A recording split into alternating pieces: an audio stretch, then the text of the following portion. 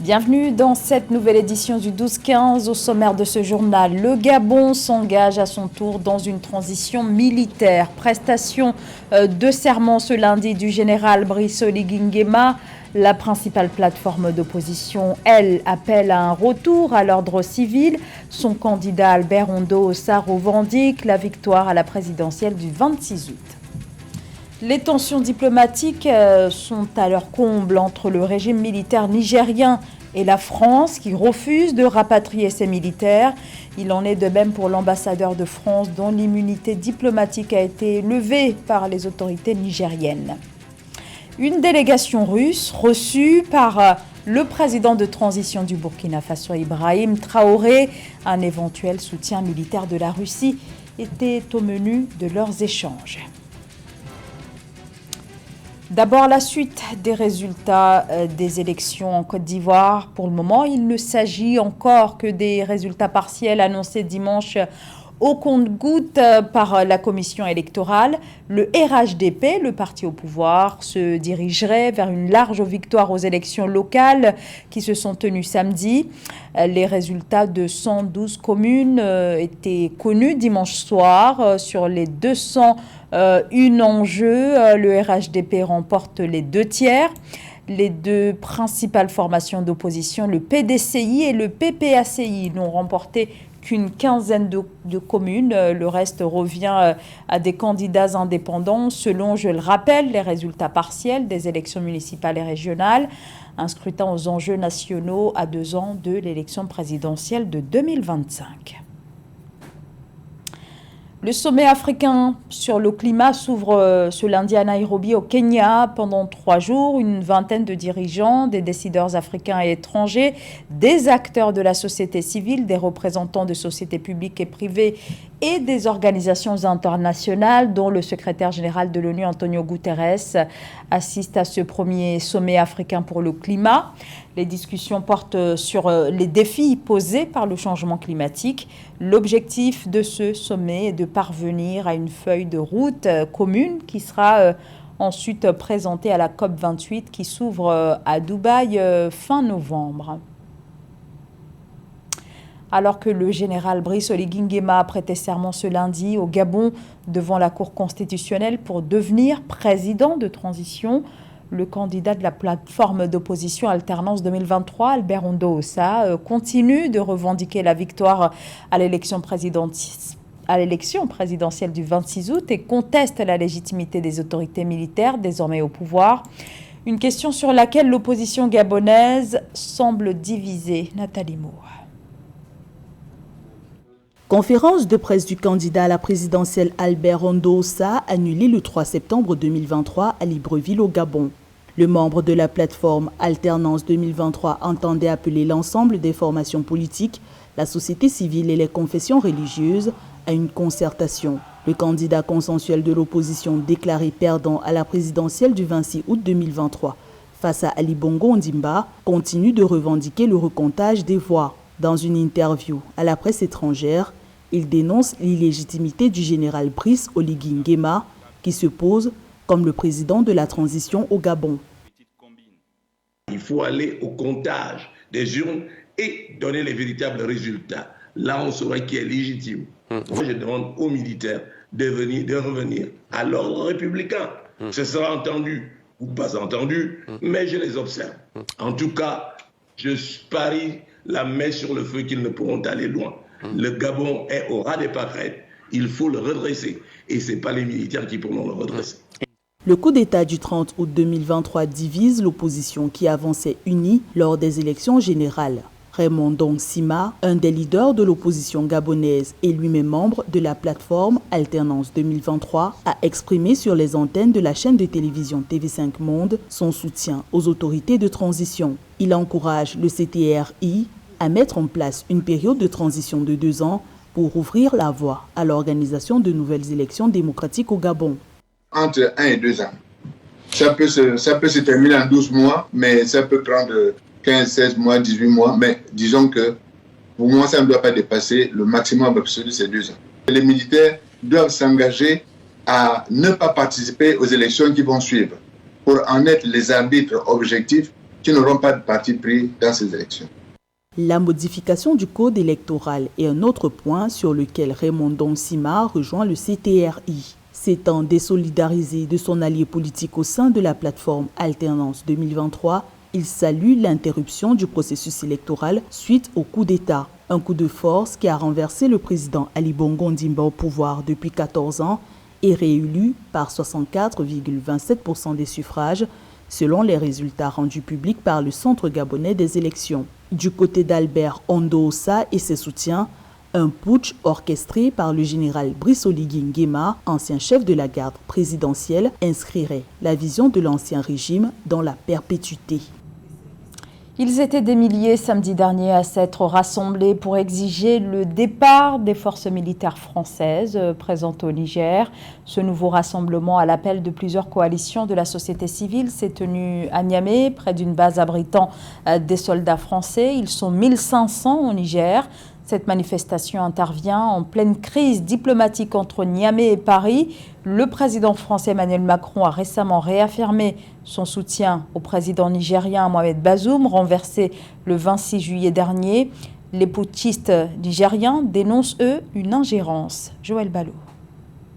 Fort du soutien du peuple nigérien, seul juge de leur légitimité, le Conseil national pour la sauvegarde de la patrie et le gouvernement sont résolus à s'opposer à tout paternalisme et tout interventionnisme d'une époque à jamais révolue. Consterné, c'est l'attitude adoptée par les autorités de transition nigériennes suite aux propos tenus par le président français Emmanuel Macron. Donc notre politique est simple. On ne reconnaît pas les putschistes. On soutient un président qui n'a pas démissionné, aux côtés duquel nous restons engagés.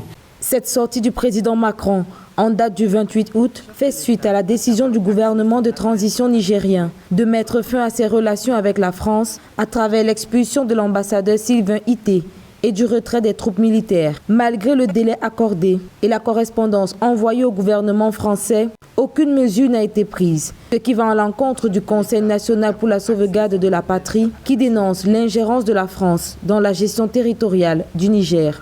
Ces propos constituant une ingérence supplémentaire flagrante dans les affaires intérieures du Niger, le Conseil national pour la sauvegarde de la patrie et le gouvernement tiennent à faire les observations suivantes.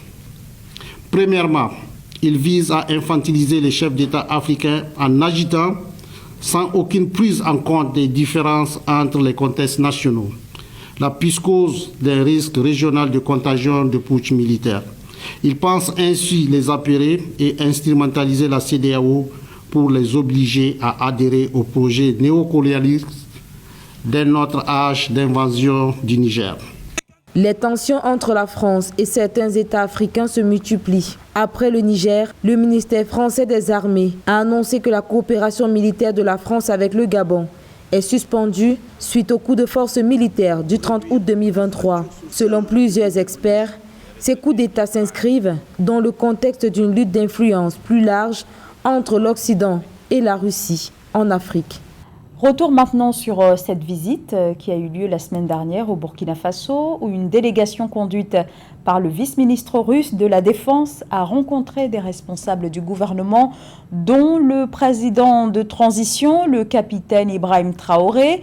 Depuis le départ des forces spéciales françaises du pays, les relations entre le Burkina Faso et la Russie se sont renforcées. Alors au cœur des discussions qui ont eu lieu le 30 août entre Burkinabés et Russes, une éventuelle coopération militaire. Marie-Raphaël Antolo. Le président de transition du Burkina Faso, Ibrahim Traoré, a reçu le 31 août 2023 une délégation russe pour une réunion qui a porté notamment sur une potentielle coopération militaire entre la Russie et le Burkina Faso. Cette coopération, selon les autorités burkinabées, devrait porter sur la formation de soldats et d'officiers burkinabés de tout niveau, notamment des pilotes en Russie. Nous coopérons avec la Russie depuis longtemps. C'est en 1967 que les relations ont été nouées entre l'ex-URS et la Haute-Volta et nous n'avons pas attendu ces marcheurs pour avoir une coopération avec la Russie. Peut-être qu'avec la nouvelle donne sécuritaire, nous examinerons de nouveau nos rapports avec la Russie pour voir s'il faut les renforcer dans un secteur ou pas, s'il faut les orienter dans l'intérêt du Burkina Faso et dans le respect de sa souveraineté. Les relations entre la Russie et le Burkina Faso sont au beau fixe. En 2000, un accord d'exemption de visa pour les détenteurs de passeports diplomatiques et de services a été signé entre les deux États. Le Burkina Faso, via le premier ministre de la transition, Apollinaire Joachim Son Kielem de Tambela, avait d'ailleurs en 2020 émis le souhait de pouvoir coopérer avec la Russie dans le domaine militaire, notamment dans le cadre de la lutte contre le terrorisme, la sécurité étant la priorité pour le pays. On va faire du mieux que l'on peut pour développer nos rapports dans toutes ces sphères et nous avons d'ailleurs discuté de la coopération militaire entre nos deux pays, plus précisément la formation des pilotes burkinabés dans notre pays. Selon le rapport de l'indice 2023 du terrorisme mondial, le nombre de victimes d'attaques terroristes dans la région du Sahel a augmenté de plus de 2000% au cours des 15 dernières années. Avec 8564 victimes enregistrées en 2022, le Burkina Faso est le pays le plus touché par le terrorisme selon l'indice mondial du terrorisme 2023. Le renforcement de la coopération avec la Russie devrait permettre d'intensifier les actions de lutte contre le terrorisme, notamment dans la zone dite des trois frontières, considérée comme l'épicentre de terrorisme dans la région du Sahel. Et nous accueillons maintenant José Douglas, journaliste au service des sports d'Africa 24. Bonjour José. Bonjour Zara. Alors avec vous José, nous allons revenir sur le parcours d'une légende du ballon rond, premier joueur ayant remporté le ballon d'or africain. Il était aussi l'un des visages ayant marqué l'AS Saint-Étienne dans les années 60 et 70. Salif Keita est décédé samedi 2 septembre à l'âge de 76 ans. Oui, tout à fait. L'enfant Zara de Wolo Fobougou, quartier de Bamako, a appris à jouer au football entre les arbres sous des petites surfaces. Il a fait ses armes au Real de Bamako, oncle de Sédou Keita, qui a joué au FC Barcelone, tout comme Adama Traoré. Mais pour en savoir plus sur Salif Keita, écoutons une personne qui le côtoyait de près. Il s'agit de Paté Diallo. Pour le pays, il représente beaucoup parce qu'en plus d'être le premier ballon d'or africain, pour moi, c'est Lincoln du football malien. Il y a certes eu de grands joueurs au Mali, des trucs, mais lui est incomparable. Et je pense qu'il n'y aura pas un footballeur africain, avec tout le respect et toute la sympathie que j'ai, tous ceux qui sont de sa génération ou avant lui, après lui, qui est meilleur qu'à lui, quoi. Et dans la formation, on le remercie beaucoup pour ce qu'il a fait pour le CSKA, parce qu'il a fait sortir plus de joueurs, mais 2 joueurs qui ont joué dans les plus grands clubs du monde, qui est le Real Madrid et le FC Barcelone. Et donc lui-même, il n'a pas joué là-bas. Mais donc ça prouve que ce qu'il a fait. Et je pense qu'on devrait tirer profit plus de Salif, que je pense et je déplore que ça n'a pas été le cas dans notre pays. Salif Keita qui a mené un parcours très remarqué, notamment au sein des Aigles du Mali, son pays natal. Tout à fait, Zara, la star qu'il était chez lui.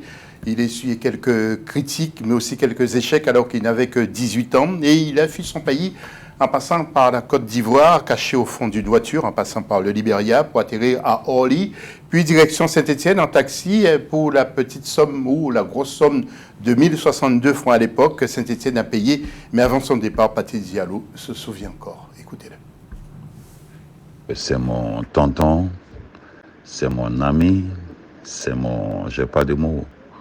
Je l'ai connu en 1979. Il était en vacances et pour son jubilé, on était ramasseurs de balles. J'étais au Real de Bamako, son club de cœur. Donc, il est venu à l'entraînement, on a joué ensemble, j'ai fait une action, il a arrêté et demandé si les autres avaient vu ce que j'avais fait. C'était un contrôle orienté, je me souviens très bien, il était dans mon dos, donc on m'a passé le ballon, je l'ai dévié tout de suite sans l'arrêter et il a demandé à arrêter. Il dit ça c'est très bien. Après 2 ans après, moi je suis monté en première division à 16 ans comme lui. Donc les gens me prédestinaient comme lui, j'ai dit non, je voudrais bien mais c'est pas facile. Donc et de là, après je suis rentré au Mali en 2004 et il est devenu président de la fédération pour le Ghana 2008. On s'est qualifié brillamment à Lomé.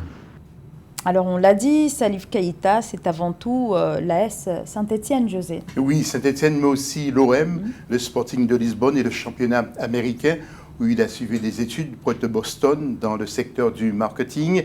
Il a obtenu un bachelor et il est rentré ensuite au pays en faisant construire des hôtels et son centre de formation. La ville de Cergy-Pontoise, en France, lui a dédié un terrain de football et nous y étions présents avec un certain Mohamed Traoré, que nous écoutons, ancien éditorialiste de la chaîne.